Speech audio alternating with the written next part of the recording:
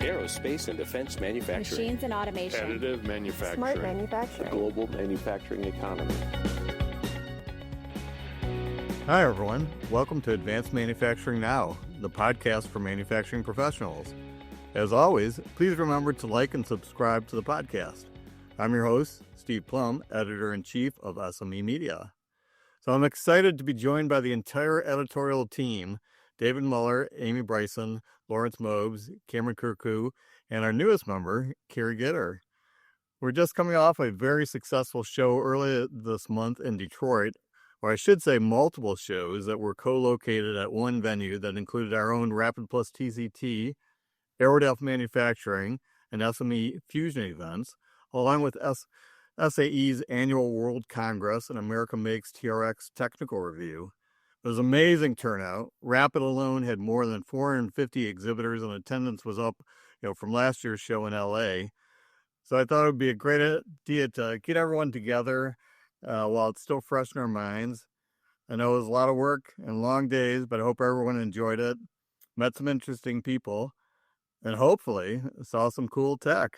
Yeah, Steve, it's funny you mentioned the word cool, because something that I picked up as a theme, especially during some of the breakout panel discussions, was this notion of AM having to move from performance over, or move to performance over personality. So changing the mindset of it being cool to cost effective. A lot of talk about cool is not a business model. People need to start talking about how AM, can address the challenge of reliability, how companies can de-risk their investments in additive, and focus on cost per part, which will be critical to demonstrate, or to help increase adoption of additive manufacturing.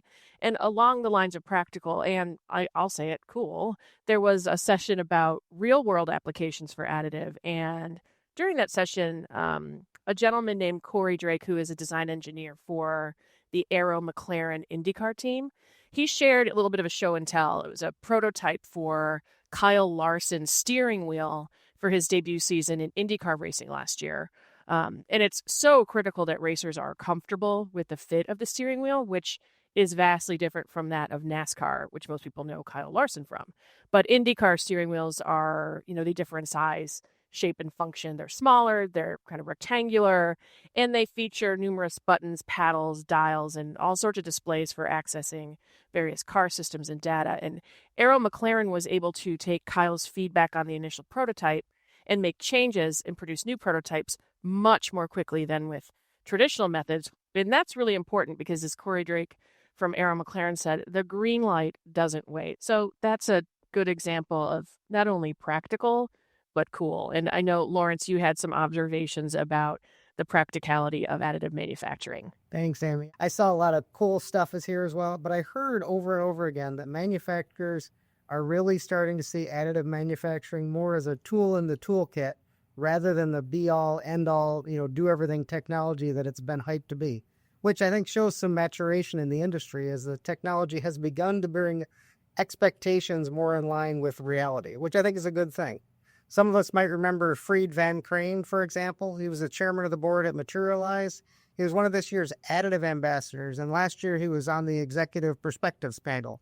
He reiterated his assertion that referring to additive as the AM industry is a misnomer. It's not an industry, it's a technology, it's a tool in the toolkit, and as cool as it is that, a tool in the toolkit that's benefiting many industries.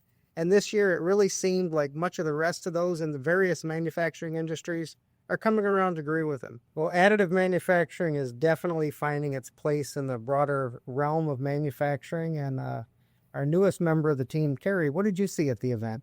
Thanks, Lawrence. And yeah, I think one theme that I was really interested in that I saw was how different sectors seem to be interacting with each other and exchanging knowledge and information about AM. I attended a panel on leveraging cross-industry knowledge, and there were panelists from medical, aero, auto, all kind of sharing what they've learned from AM users in different fields. So, for instance, there was a leader from the Mayo Clinic who talked about actually bringing in a sculptor and special effects artist to help assist with the creation of medical simulation models.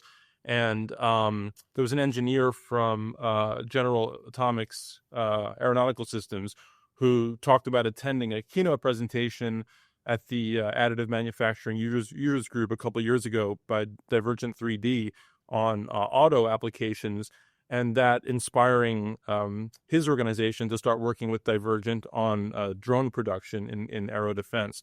So it seems like there's a lot of activity among users of AM in terms of communicating with each other, coming together as a community, seeing what they can learn from those different applications and what they can incorporate into their own industries. So that seemed to be a really exciting development happening at the show.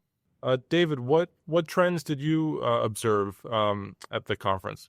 Yeah, Carrie, I'm glad you mentioned drones because it's something we hear a lot about lately. And it reminded me of kind of one of the things that I took away from the show too. And it's kind of these, and this is kind of something that you've all touched on in one form or another, is like, the industry, if you want to call additive manufacturing an industry or sector or whatever, kind of gets to this point where it's like, okay, we have the car, like, how do we drive it? Like, what are the uses? And we're seeing like newer use cases in the sense of drones. Like, for example, I stopped by EOS's booth. It was kind of hard to miss, a giant booth kind of in the middle of the show floor. And they had talked about a new material that they had developed. And they're getting demand for the manufacturers of drones for this material, because it's like, if something was maybe 400 grams in the past, now it's down to like 120 grams. And they're seeing some demand from the drone, I guess,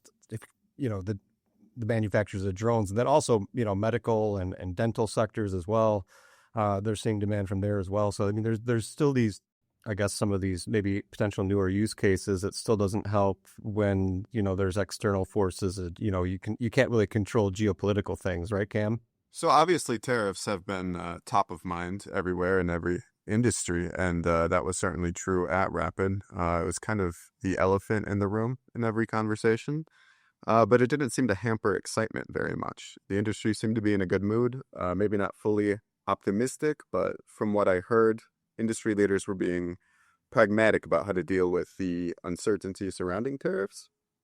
It wasn't all, doom and gloom. I had a conversation with Mark Burnham, Director of Policy at the AM Coalition, and he certainly wasn't pessimistic. In fact, he told me that the AM Coalition had some contact with this current administration, and he felt that there was interest in supporting and growing AM domestically.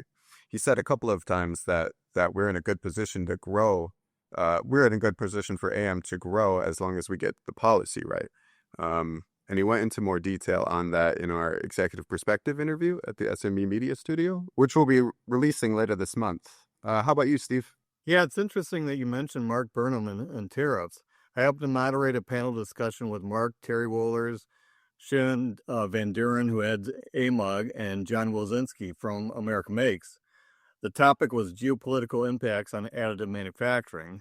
So no matter what, it was going to be interesting. Then things got really exciting midway through. It was actually announced that the latest round of tariffs were being paused. So we had to scramble on stage and update the conversation in real time to address the new information. Luckily, I was with a bunch of pros who, immediately put things into perspective and made sense of everything. Cameron, you also mentioned the interviews at the SME Media studio. During the 3 days, we conducted more than 40 interviews, which is still hard to believe. Great job, by the way, by the entire team, and everyone else can access them on our website, advancedmanufacturing.org, as well as on social media in coming weeks. Amy, I know you started out talking about cool tech and the importance to balance that with real-world, practical, and profitable applications. However, one thing's for sure, there was no shortage of cool people at the events, including everyone here. Thanks again to Amy, David, Lawrence, Carrie, and Cameron, and the entire SME Media team. We look forward to seeing you at our next event, the Manufacturing Technology Series in West Springfield, Massachusetts. May 13th through the 15th. And to hear more podcasts, please visit advancedmanufacturing.org and like and subscribe to our feed wherever podcasts are available.